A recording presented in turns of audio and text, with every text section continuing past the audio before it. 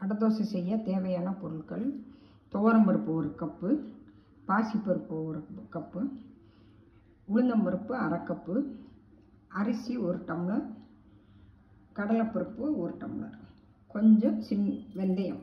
அடை தோசைக்கு எடுத்து வச்சுருக்கிற பருப்பு, அரிசி எல்லாம் ஒன்றா கலந்து வச்சுருக்கு. இதை ஒரு 4 மணி நேரம் ஊற வைக்கணும்.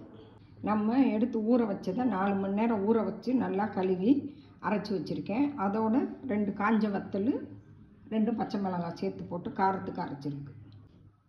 நம்ம தோசைக்கு தேவையான கல் உப்பு, கொஞ்சம் பெருஞ்சீரகம், பெருங்காயத்தூள் 1 ஸ்பூன், பெருங்காயத்தூள் கொஞ்சம், 1 கப்பு தேங்காய் துருவி வச்சுருக்கேன், அதையும் சேர்த்துக்கலாம்.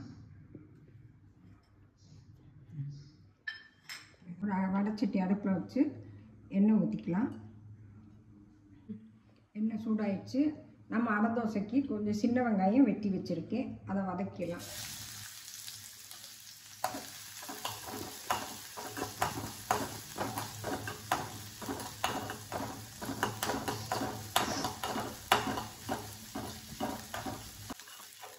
ரொம்ப வதக்கணும்னு தேவையில்லை.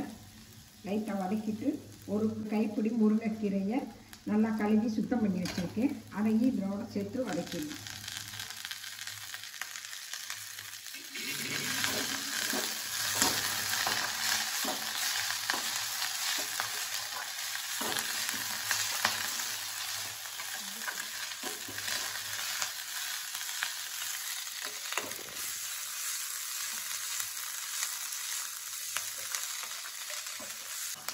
நம்ம வதக்கினோன்னா மாவில் சேர்த்துடலாம்.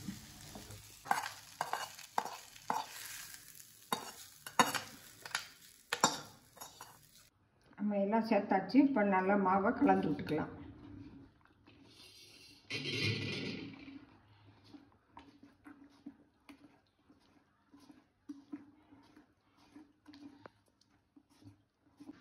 நம்ம எல்லாம் போட்டு மிக்ஸ் பண்ணி வச்சுருக்கோம். அடை தோசை மாவு ரெடியாக இருக்குது. நம்ம தோசை ஊற்றிடலாம். அடுப்பில் ஒரு தோசை சட்டி வச்சுக்கலாம். நம்ம ரெடி பண்ணி வச்சுருக்கிற அடை தோசை மாவு ஊற்றிடலாம்.